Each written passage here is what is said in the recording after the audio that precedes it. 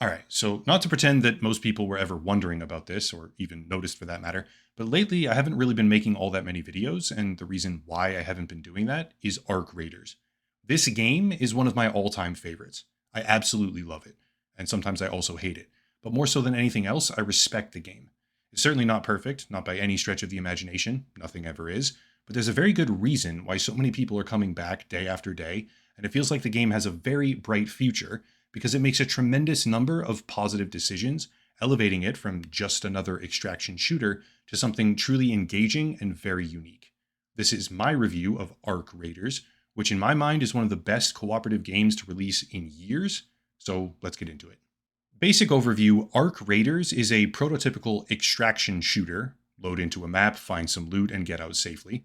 Maybe you fight other players along the way, maybe you fight the robots, the Ark enemies who pushed humanity underground after a war on the surface. I'll bring that up again later. Or maybe you just hide in the bushes the entire time. There's no right or wrong way to play it. On the surface, that's not exactly unique. Escape from Tarkov is a hardcore, realistic extraction game. There's Gray Zone Warfare, Arena Breakout, Delta Force, Dark and Darker, and the list goes on and on. There's a different game like this for practically every flavor out there. But Ark Raiders, more so than any other game I've mentioned so far, manages to simplify yet refine that core gameplay loop into an extremely polished fundamental framework. Over the past week or so, actually even before that because of the server test, but that was only a tiny fraction of the content, so less relevant. Over the past week or so, I've seen a very wide spread of complaints, compliments, and feedback. Opinions vary wildly, but there's a few common threads that I see popping up the most, which I want to specifically address. At its core, Ark Raiders is PvPVE, player versus environment. It's a triangle. But one of the more prominent critiques on either side is that the game would be better if one of those 3 points were deprioritized. On one side is the idea that Ark enemies are too strong, they should be weaker, thereby prioritizing danger from other players, emphasizing the P, not the E, because in many situations during a player versus player encounter, especially during team fights, Ark enemies will interfere, often changing the outcome of the battle. On the other side is an argument that the game should have a PvE only mode, thereby removing one of the 3 points of the triangle, because fighting Ark enemies and building progress without the fear of other players is a much more enjoyable experience. In a way, it's kind of funny witnessing these two diametrically opposed critiques of the same video game, but the more I thought about why this game is so fun, the more I realized that all of these people are wrong. Let me explain. For starters, the Ark enemies are dominating the surface because they invaded the planet, wiped out the bulk of civilization, and drove the remaining survivors underground. Raiders, as in players, are the scavengers who help keep the rest of humanity alive, cobbling together weapons and gear from broken parts and scrap. But the important thing to understand is that humans lost the war. The reason these Ark enemies feel so ridiculously overpowered, sometimes, is because they are, and they should be. There's a pretty wide range of enemy archetypes: small flying drones like hornets and wasps, larger walking drones like bastions, leapers, and bombardiers. But one enemy in particular comes to mind immediately as the probable cause behind many of these complaints, which is the Rocketeer. These things are insane. They track you down from extreme range, they fire barrages of exploding rockets with a massive AoE damage radius, they switch targets at the most inopportune times, and they basically force people to work around them rather than simply ignoring or going through them. I'm not going to sit here and pretend otherwise. I've had my own fair share of rage about these things, but within the framework of a post apocalyptic rats in the sewers type of human existence, the idea of having an enemy like this makes complete and total sense. The Ark, in this case, have uncontested air superiority. Why would they not have something that can see, hunt down, and snuff out humans on the surface? Sure, it changes the dynamics of PvP if it gets involved, but remember, this is a deliberate triangle of gameplay built around the idea that humans are the weaker faction. So yes, people who want the Ark enemies nerfed are wrong. Just to use a much more pragmatic argument here, human players will always find ways to optimize their own strategies. In the early stages of any game release, any video game at all, take your pick, enemies can feel strong, even overpowering, but as time goes on and strategies evolve, they seem easier and easier and easier. Ark Raiders has done an excellent job of crafting enemies that demand attention and simulate intelligence, but turning down the difficulty of those enemies would be a directly detrimental decision when it comes to longevity. On the flip side, because turning down the difficulty of Ark enemies would inherently prioritize humans as the real danger, Adding a PvE only mode should not happen and would destroy the synergistic triangle, which currently makes Ark Raiders one of the best cooperative games ever. For the same reason that turning down Ark difficulty would be damaging, removing the human component from the equation would have a nearly identical effect. It's like a stool, okay? It has 3 legs. It's supposed to have 3 legs. Try to stand a stool up as just 2 legs, like remove one, and it will always, period, without fail, fall over. It may fall slower or faster, but it will fall, which is precisely what would happen if Ark Raiders began offering PvE only. Sure, for the first couple of weeks, people might stick with it, but the removal of human encounters, which is the one true unpredictable element of the game, would accelerate the curve of people who optimize, burn through progression, and find themselves getting bored. There's a perfectly good amount of content to be found: blueprints, workbenches, a sort of prestige system for the future, etc. I'll talk more about all of that in just a minute. But the added element of unpredictability and the social aspect of uncertain interactions make this game truly special. Removing, prioritizing, or deprioritizing either of these two aspects would very likely destroy the sort of bottled lightning that Embark Studios, the developers, have managed to create here. Hopefully that's a good enough explanation, but the basic point is that the game is good. It's good like this. And yes, minor tweaks, changes, or balancing decisions inevitably happen. But any substantial deviation from the core triangle of gameplay, which a larger than expected duality of players seem to be calling for, would not only fail to make any sort of logical sense, it would also likely derail the current magic. Anyway, with that said, let's move on to gameplay. Ark Raiders has taken a simplified approach compared to pretty much every other extraction shooter out there. The gun modding system isn't very intricate, the inventory management is rather simplistic and refined, while the overall progression, skill points, workbenches, quest lines, are uncomplicated and straightforward. But here's the thing: simple does not mean bad, and Ark Raiders has perfectly demonstrated that by somehow managing to balance the in-game economy in a way that achieves something no other extraction shooter I have ever played even comes close to. When you load into an Ark Raiders game, you can fill your entire backpack with whatever you see first. Doesn't matter what it is, doesn't matter how many, anything. And if you manage to get out alive, those items, all of them, have value. Not necessarily money value, although that's certainly the case for some of them, but value in the form of progression, recycling, selling, or refining. There are no useless items. Metal, rubber, chemicals, cloth, everything can be broken down into these basic building blocks, and those same basic building blocks can be crafted upwards and refined into weapons, gear, and consumables. Obviously, some items are rare, harder to find, or more valuable, but nothing, and I mean literally nothing, is useless. No other extraction shooter has ever made me feel like simply running a match with no preset plan, no preset route, and no specific loadout would be entirely worth my time, probably no matter what, if I get out. I have this super specialized route now myself that hits 4 security lockers and 2 weapon boxes for an optimized farming method, but you can have any map, any loadout, any spawn point, and come out with incredible success. By the way, the maps are loaded with special secrets. To be honest, I don't think the players have even found them all yet. There's probably more. Procedurally spawning buttons to access a loot basement, special hidden rooms with puzzles to get in, or even little hideaways where the only way to access them is to just seemingly jump off a cliff. The map contains landmarks with more or less rarity associated, but there's also locations off the beaten path that feel almost more lucrative for certain items. My favorite 2 locations in the entire game aren't even marked as points of interest, and I come out almost every single raid with more than I can carry and epic rarity items. On top of this, and this is a huge feature by the way, they offer what's called a free loadout whenever you want to play, which drops you in with a random set of basic gear, and this free loadout eliminates a large amount of the intrinsic anxiety that some players often feel, especially those who are unfamiliar with the extraction shooter genre, thereby making the game more casual, in the sense of mitigating fear and loss, without making it more casual in the realm of skill. Threading the needle is what we call that, and the needle has a very small eye. It's interesting because extraction shooters often give people choice paralysis. Some players get a really good item and then they never even take it into a raid ever again because they're afraid of losing it. That's normal to a degree, but that sort of human mindset creates a barrier for people getting into these types of games that otherwise may not be there. It feels really bad, right? When you're just starting out to go in and lose things that you feel good about finding or might be valuable. So when the option is given to mitigate that loss, there's a whole bunch of people who appreciate that, which more than likely plays a role in why the player base continues to rise. I will say there probably should be a cooldown between using the free kit options repeatedly, because spamming them 100% of the time seems almost too forgiving. But in the very same breath, you're not really able to take on the larger enemies with these free loadouts, which means eventually most players are incentivized to start upgrading, carrying supplies, crafting their own loadout, and striving for better objectives.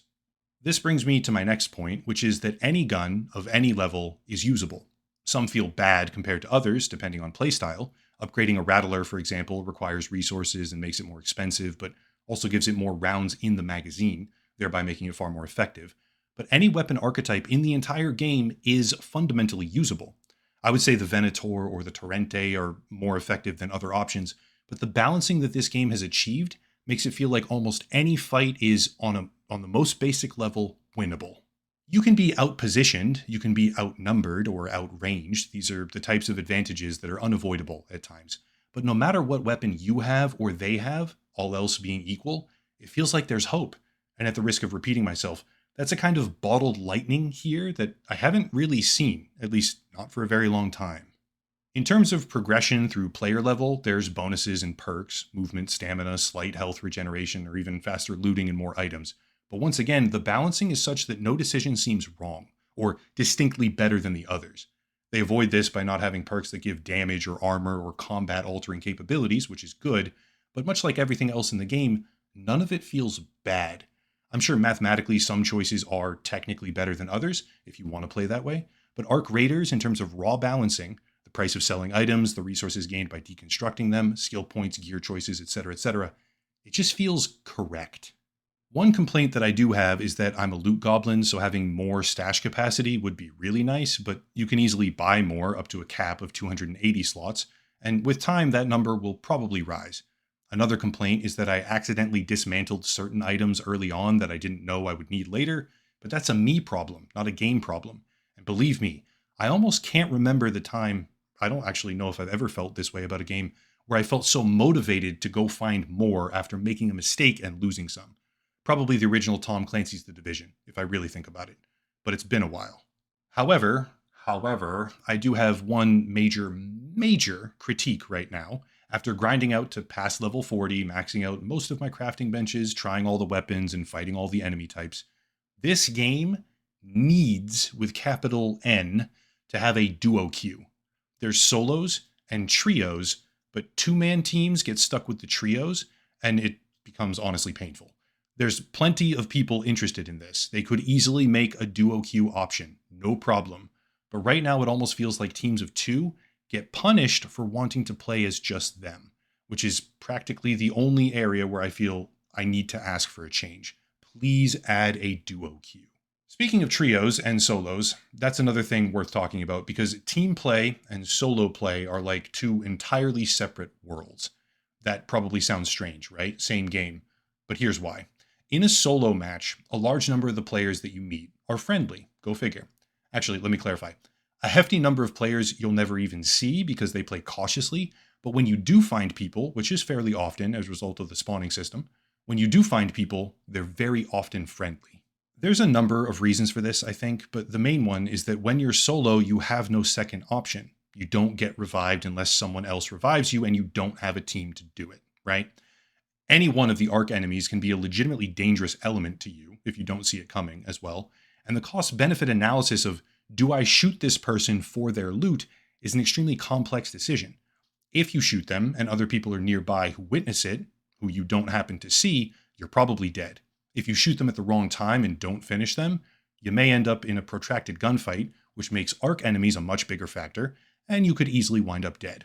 If you roll up on someone trying to extract and you have no idea how many other people are in the vicinity, there could be a rocket drone somewhere nearby as well, or any number of other factors that completely change the equation, which makes player encounters in solo matches an incredible and interesting experience. Sometimes you do get snaked, okay, it does happen. People say friendly, friendly, friendly, and then stab you in the back. Actually, my favorite is when they shoot you first, right? And then you turn and you down them, and then they say friendly. That's my favorite. But that uncertainty, that hesitation is part of the magic. Sometimes you find someone and they randomly give you the items that you needed because they didn't need them, or maybe you have what they need, so you trade. Sometimes you end up collaborating with people to take down a much bigger enemy, because it just happens that way. And other times you get sniped at the worst possible moment, but all of it feels dynamic. The good raids feel superbly rewarding, and the bad raids make you really frustrated. But solo queue, I can't help but think that Ark Raiders at its core is a solo-centered experience, and I strongly urge anyone who ever plays it or considers buying it to give solo missions a try. Now for the flip side of the coin, as always. Group sessions are an entirely different creature. Typically in groups of 3, more often than not, it's just shoot on sight. And trios is where you'll encounter the lion's share of all toxicity, shitty behavior, trash talk, and bad experiences. There's something about the concept of safety in numbers, I think. Groups of 3, not that it's wrong, it's not, are typically chasing the PvP. They might tackle major objectives, but there's also sort of a constant overhanging risk of getting blindsided whenever you do anything meaningful, so it's this weird sort of environment. You might kill an important enemy as a group, try to gather what's left after you take it down, and then you get blindsided because they were waiting in the bushes for you to do exactly that. Because not only is that the prevailing mentality, that's what people want to do in group play more often than not, but there's also a near constant stream of players entering the map. This is an odd way for me to bring that up, and it's both good and bad in this context.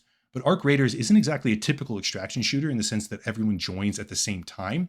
Quite the opposite, actually. You may join at the start or a few minutes in, or you may join almost halfway through the match, which means that unlike most other titles in the genre, you can't really wait people out and then do something important under cover of a depopulated map, because that doesn't really happen. Don't get me wrong, I love the fact that the maps feel super populated with decent player density, but this feeds into the separation between solo and group dynamics because groups can and still will be entering the map like 10 or 12 minutes in, which then combines with the polar opposite behavior patterns to where group content feels like almost just a completely different game. Thankfully, if you want to experience these group dynamics and you don't have a regular squad of people to team up with, the game does have a decent matchmaking system. It has good voice communication, a great ping system, that's super valuable, and you can certainly muddle your way through and make friends while doing so. But I wanted to make it a point and take the proper time to talk about how the intense differences between the solo and group experience exist, because I do genuinely believe that the peak experience of this game is in the solo queue. You can have fun kicking rocks down the street if you have the right group of friends. You don't even need a video game for that. So the fact that Ark Raiders has somehow managed to be such a fun and compelling solo experience, that is worth praising. At the end of the day, Ark Raiders is a third-person PvPVE extraction shooter with meta progression and difficult enemies. The core balancing is good, I'd say great. The social aspect is good. The loot is interesting. The graphics are excellent. And there's a relatively small number of, rather insignificant problems or performance problems, bugs and glitches, that kind of stuff. Loading in and getting out feels rewarding. Cooperating with other players feels tense and really interesting. There's a very clear roadmap of additional content on the horizon from the developers. And all of these things combined make the game a very, very easy 9 out of 10 or 9.5 out of 10 for me. If you like extraction shooters, third-person combat, PvP, loot-based games, any or all of these things, fuck it. Even if you like none of them, you should give Ark Raiders a try. It's not for everyone, true, but it is by far one of the most accessible and consistently interesting games in any of those genres, which in my view is far more than worth the price tag. Incredible decisions by Embark, incredible experience so far, and I'll definitely be continuing to play myself. I think my benchmark for when I feel like I'm done with it, at least until more content comes out, would be a solo kill of the Queen, which is like the final boss, but even then, the value isn't gone just because the content is technically complete. The value here is derived heavily from the social aspect. So even when I accomplish that goal, I honestly don't even expect to be done. It's that good. Anyway, it's been a while since I did a video game review, a long while actually, but this one just felt right, felt like a good time. Hope you enjoyed. If you want to support the channel, check out the links down below. A special VPN deal, always a good option. Locals and Patreon, channel memberships, etc., etc. But I'll cut it there and stop rambling. As always, thank you all for watching, question everything, and have a nice night.